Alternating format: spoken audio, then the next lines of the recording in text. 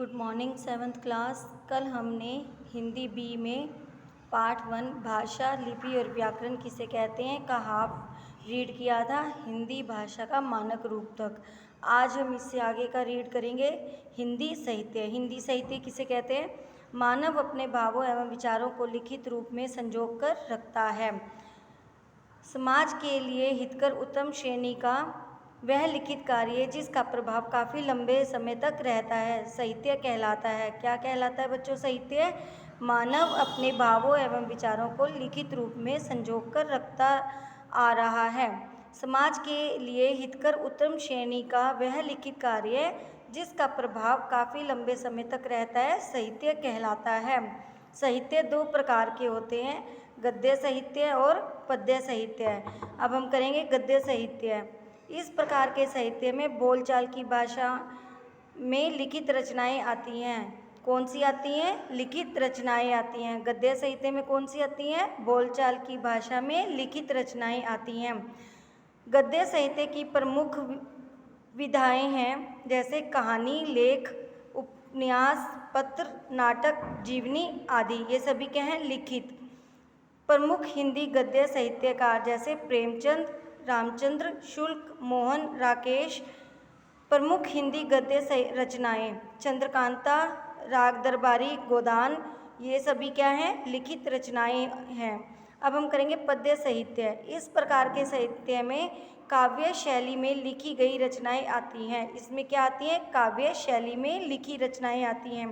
पद्य साहित्य की प्रमुख विधाएं हैं कविता, गीत, गजल, दोहे, पद, छंद, चौपाई आदि। ये सभी क्या है? काव्य शैली में लिखी गई रचनाएं आती हैं। प्रमुख हिंदी पद्य साहित्यकार कबीरदास, तुलसीदास, भूषण, मैथिलीशरण गुप्त, सुमित्रानंदन पंत। प्रमुख हिंदी पद्य रचनाएं रामचरितमानस, सतमई, मधुशाला, यामा आदि। ये सभी किस में आती हैं? पद्य साहित्य में लिखी रचनाएं आती हैं। अब हम करेंगे व्याकरण किसे कहते हैं। प्रत्येक भाषा के कुछ नियम होते हैं जिसका पालन करके ही भाषा का शुद्ध प्रयोग किया जा सकता है। भाषा के ये नियम हमें व्याकरण से ही सीखने को मिलते हैं। किससे सीखने को मिलते हैं हमें भाषा के शुद्ध रूप का प्रयोग करना? व्याकरण। व्याकरण किसे कहते हैं? व्याकरण वह शास्त्र है जिसके द्वारा किसी भाषा को शुद्ध रूप में बोलने, लिखने व पढ़कर समझने का ज्ञान होता है, उसे हम क्या कहते हैं? व्याकरण कहते हैं।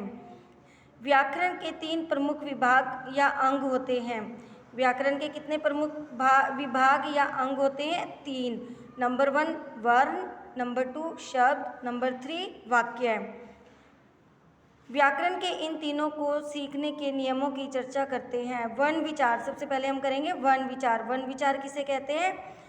वर्ण भाषा की सबसे छोटी इकाई होती है। वर्ण क्या होती है? भाषा की सबसे छोटी इकाई होती है। इस विभाग में वर्णों को सही ध्वनि व लिपि चिन्हों पर विचार किया जाता है। इसके अतिरिक्त इससे वर्ण, छेद, अक्षर, उच्चारण, मात्रा आदि का ज्ञान होता है। एक बार दोबारा करते हैं। वर्ण विचार किसे कहते हैं? वर्ण भाषा की सबसे छोटी इकाई होती है। इस विभाग में वर्णों की सही ध्वनि व लिपि चिन्हों एवं विचार किया जाता है। इसके अतिरिक्त इससे वर्ण, भेद, अक्षर, उच्चारण, मात्राएं आदि का ज्ञान होता है। शब्द विभाग। अक्षरों के संयोग से भाषा की सबसे छोटी सार्थक इकाई शब्द बनते हैं। किससे शब्द बनते हैं?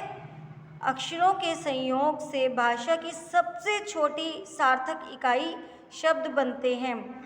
इस विभाग में शब्दों के प्रकार, रूप, बनावट आदि के नियमों पर विचार किया जाता है। बनावट से जैसे हम कोई अक्षर लिखते हैं, श लिखते हैं या अ लिखते हैं, उनकी बनावट पर विचार किया जाता है। इसके अतिरिक्त इससे शब्द भेद, शब्द रचना, शब्द परिवर्तन आदि का भी ज्ञान होता है। अब हम करेंगे वाक्य विचार।